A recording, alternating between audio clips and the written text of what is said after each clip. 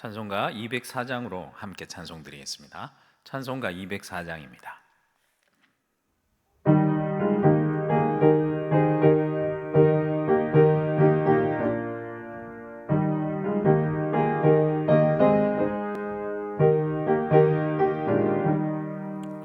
주의 말씀 듣고서 준행하는 자는 반석 위에 더 닦고 집을 지은 같아.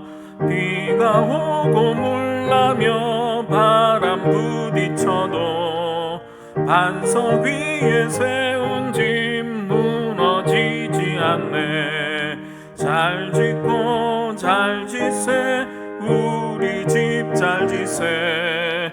만세 반석 위에다 우리 집 잘 짓세.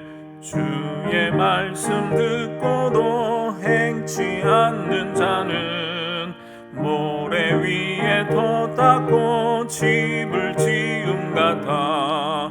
비가 오고 물나며 바람 부딪혀대 모래 위에 세운 집 크게 무너지네.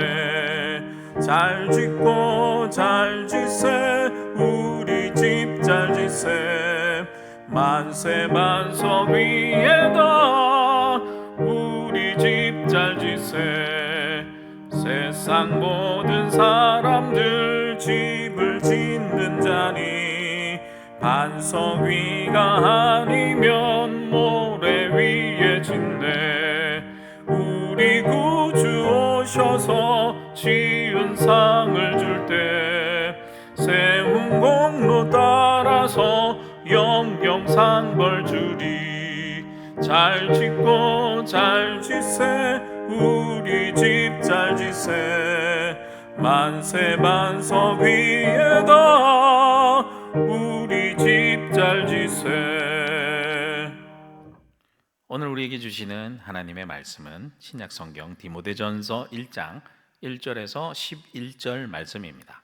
디모데전서 1장 1절에서 11절 말씀입니다.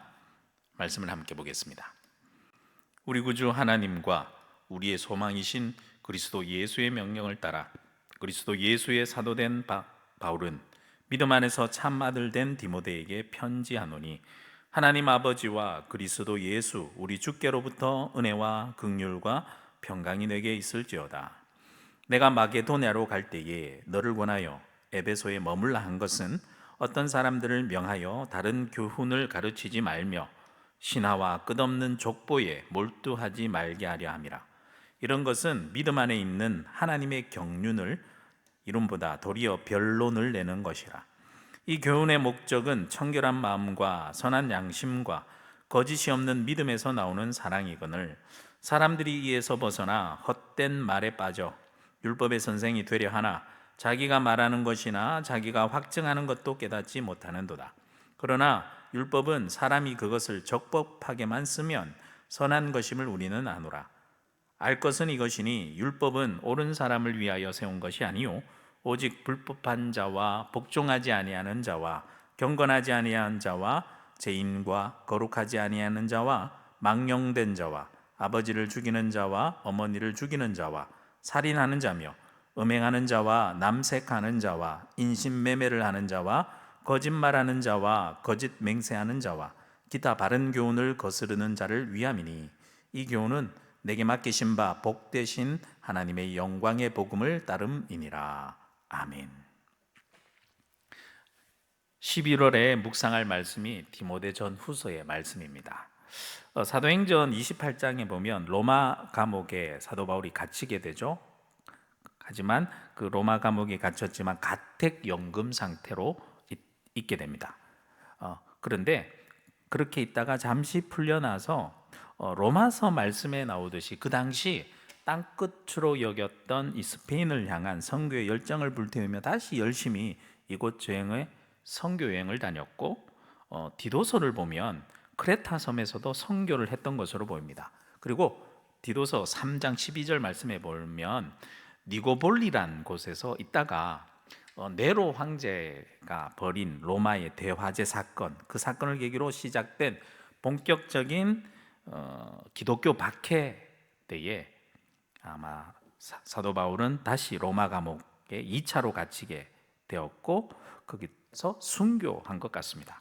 아마 이 디모데전서는 바울이 2차로 로마 감옥에 갇히기 전에 쓰여진 것으로 보이고 후서는 2차로 로마 감옥에 갇혀 순교하기 전에 직전에 쓰여진 것으로 보입니다.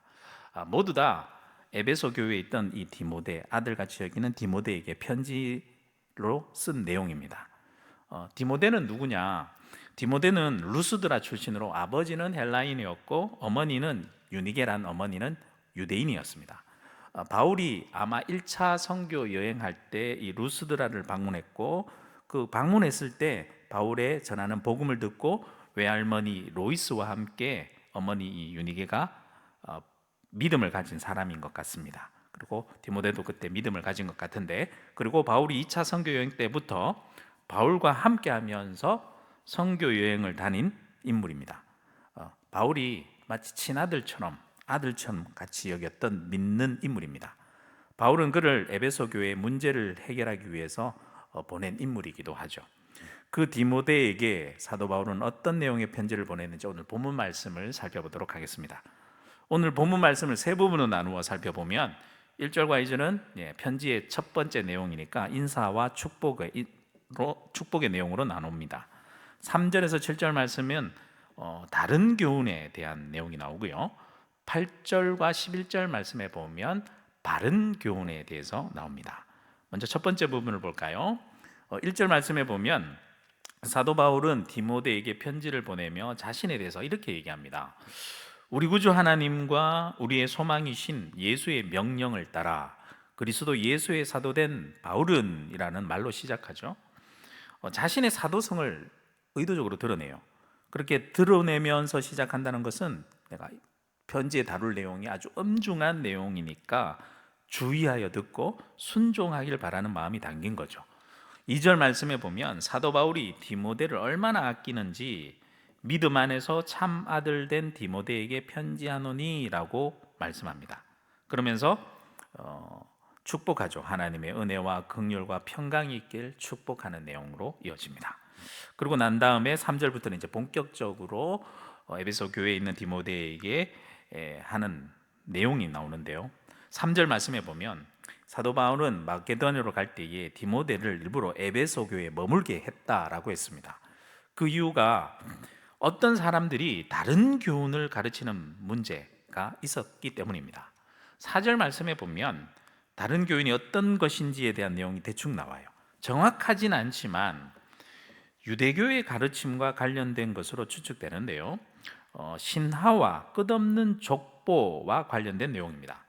이 공동번역에 보면 이 신화가 어떤 거냐, 꾸며낸 이야기다라고 번역했어요.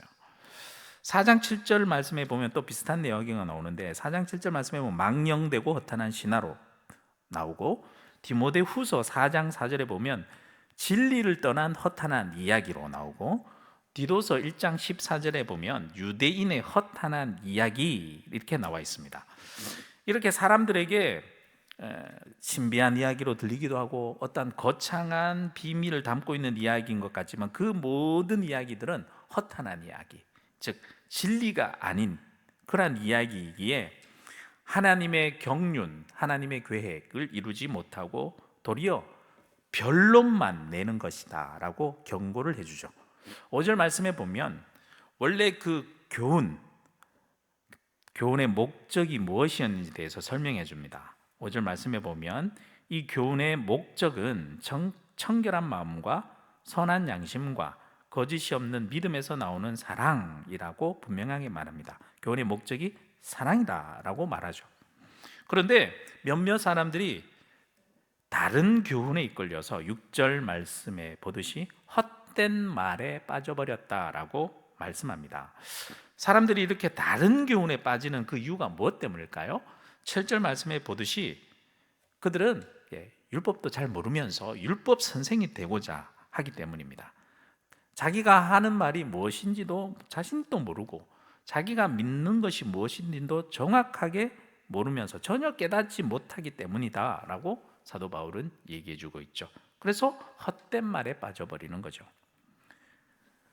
이제는 8절에서 11절 말씀해 보면 다른 교훈이 아닌 바른 교훈이 무엇인지에 대해서 말씀합니다. 사도 바울은 바른 교훈이 무엇인지 정확하게 알고 말해주는 거죠. 8절 말씀해 보면 일단 율법이란 것은 선한 것이다 라고 말해줍니다. 하지만 그것을 적법하게 사용할 때, 그렇지 잘못 사용하면 다른 교훈에 빠져들게 된다는 것이죠. 그래서 정확하게 알아야 된다는 겁니다. 9절 말씀해 보면 그래서 이렇게 말씀하죠. 알 것은 이것이니 라고 말하면서 율법에 대한 바른 교훈, 바른 이해에 대해서 설명해 줍니다. 율법이란 것은 옳은 사람을 위해 세운 것이 아니라 불법한 자, 복종하지 않는 자, 경건하지 아니한 자, 죄인, 거룩하지 아니한 자, 망년된 자, 아버지를 죽이는 자, 어머니를 죽이는 자와 살인하는 자, 10절 말씀에 계속하죠. 음행하는 자, 남색하는 자, 인신매매하는 자, 거짓말하는 자, 거짓 맹세하는 자, 기타 등등 이렇게 바른 교훈을 거스르는 자들을 위한 것이다. 즉 잘못된 것을 고치기 위한 것이다 라고 설명해 주죠. 내용들을 살펴보면 모두 다 십계명과 관련된 내용들입니다. 얼핏 십계명의 순서를 반영한 듯 보입니다. 불법부터 망년된 것까지는 하나님과 관련된 첫 계명을 위반한 죄에 해당하고, 부모를 살인하는 것은 5째 계명, 살인은 6째 계명을 어긴 죄죠. 또 음행과 동성애 부분에 나오는데 동성애는 7째 계명과 관련되어 있고, 거짓말과 거짓 맹세는 9번째 계명과 관련되어 있습니다. 인신매매는 이웃 사랑이라는 5제에서 10째 계명의 핵심 정신과 위배되는 것으로 생각해 볼 수 있습니다.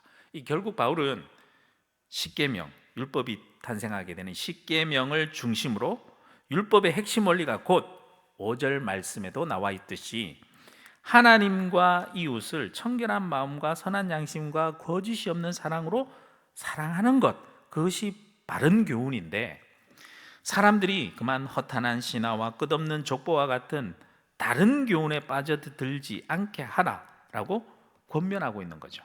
그래서 11절 말씀에 바른 교훈에 대해서 정확하게 이렇게 말씀합니다. 이 교훈은 내게 맡기신 바 복되신 하나님의 영광의 복음을 따름이니라.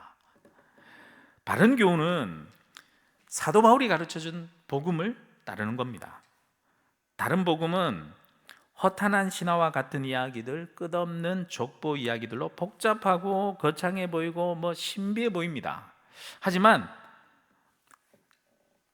바른 교훈은요 아주 단순하고 분명합니다. 복음입니다. 복음이 끝이고 복음이 다입니다. 다른 복음은 필요 없습니다. 문제가 아무리 복잡해 보여도 정답은 아주 단순하고 분명하게 하나일 뿐이죠. 신앙생활도 마찬가지인 것 같습니다. 이 세상의 복잡한 모든 문제들이 복잡해 보이고 수많은 해결 방법들, 수많은 이야기들, 아주 신비한 방법들, 신비한 현상들, 그런 모든 것들이 우리를 미혹해. 이것도 알아야 될 것 같고 저것도 따져보아야 할 것 같고, 이 세상의 모든 것들이 너무 복잡해 보이는 것 같지만 신앙생활이라는 것은요 이 모든 복잡한 생활을 단순한 생활로 바꾸는 것이에요. 허탄한 이야기들과 수많은 문제들을 해결해 보았다는 끝이 없는 그 족보를 따져볼 것이 아니라 복음 하나만으로 모든 문제를 해결해 버리는 겁니다. 다시 말해 우리의 삶의 정답은 복음, 바로 예수 그리스도가 끝이고요, 예수 그리스도가 다인 것이 바로 신앙생활입니다.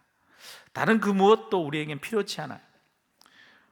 오늘 하루, 오늘 말씀, 이 마지막 말씀처럼 오늘 하루 우리들의 삶 가운데 모든 복잡한 문제들에 빠져 끝날 것 같지 않은 문제들 속에 더 빠져들고 허우적거릴 것이 아니라 우리가 받은 복음, 바로 이 말씀, 바로 예수 그리스도 한 분만으로 만족함을 누리고 모든 문제가 해결되는 귀한 축복을 누릴 수 있는 그러한 하루가 되길 소망합니다. 기도드리겠습니다.